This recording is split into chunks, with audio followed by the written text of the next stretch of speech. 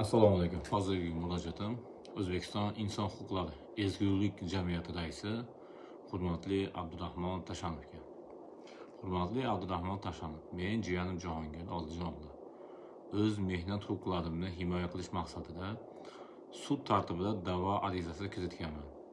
Xususan O'zbekiston Respublikasi kambag'allikni qisqartirish va bandlik vazirining 2025-yil 13 avgustdagi mehnat shartnomasini bekor qilish to'g'risidagi buyruqni g'ayriqonuniy deb topish, uni bekor qilish, ishga tiklash, majburiy pedagog kunlar uchun ish haqi undirish, mehnat daftarchasini qaytarish, barcha hisob-kitoblarni amalga oshirish hamda ma'naviy zarar undirish talab qilingan.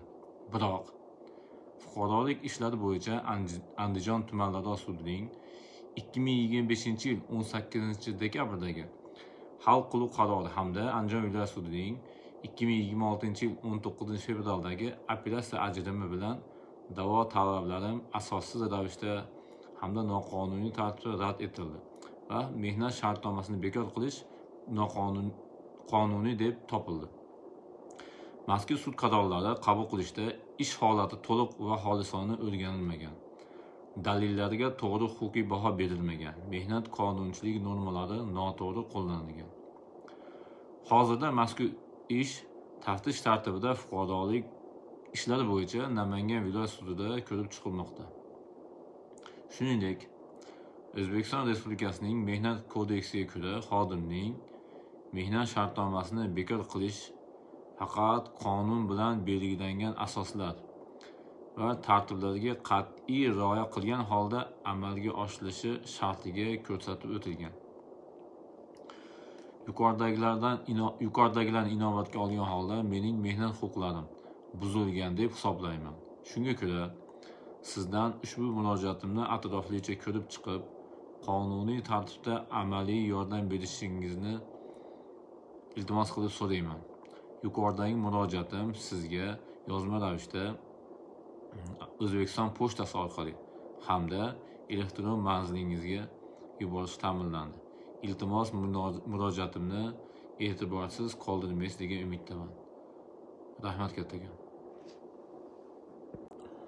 Assalomu alaykum. Hozirgi murojaatim O'zbekiston Inson huquqlari ezgulik jamiyati raisi hurmatli Abdurahmon Tashanovga.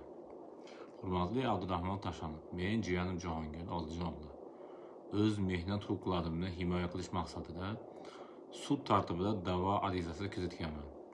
Xususan O'zbekiston Respublikasi kambag'allikni qisqartirish va bandlik vazirining 2025-yil 13 avgustdagi mehnat shartnomasini bekor qilish to'g'risidagi buyruqni g'ayriqonuniy deb topish, uni bekor qilish, ishga tiklash, majburiy pedagog kunlar uchun ish haqi undirish, mehnat daftarchasini qaytarish, barcha hisob-kitoblarni amalga oshirish hamda ma'naviy zarar undirish talab qilingan.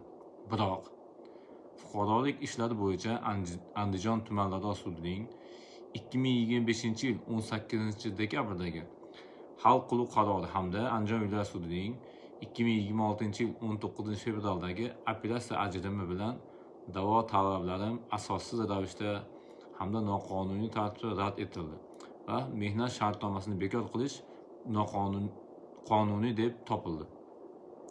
Mazkur sud qarorlari qabul qilishda ish holati to'liq va xolisona o'rganilmagan, dalillarga to'g'ri huquqiy baho berilmagan, mehnat qonunchilik normalari noto'g'ri qo'llanilgan. Hozirda mazkur ish taftish tartibida fuqarolik ishlari bo'yicha Namangan viloyat sudida ko'rib chiqilmoqda.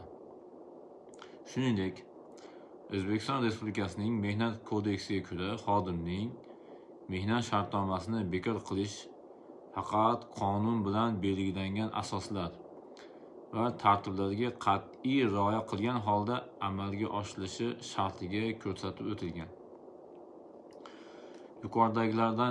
Yuqoridagilarni inobatga olgan holda mening mehnat huquqlarim buzilgan deb hisoblayman. Shunga ko'ra, sizdan ushbu murojaatimni atroflicha ko'rib chiqib, qonuniy tartibda amaliy yordam berishingizni iltimos qilib so'rayman. Yuqoridagi murojaatim sizga yozma ravishda O'zbekiston pochtasi orqali hamda elektron manzilingizga yuborish ta'minlandi. Iltimos, murojaatimni e'tiborsiz qoldirmaysiz degan umiddaman. Rahmat kattakon.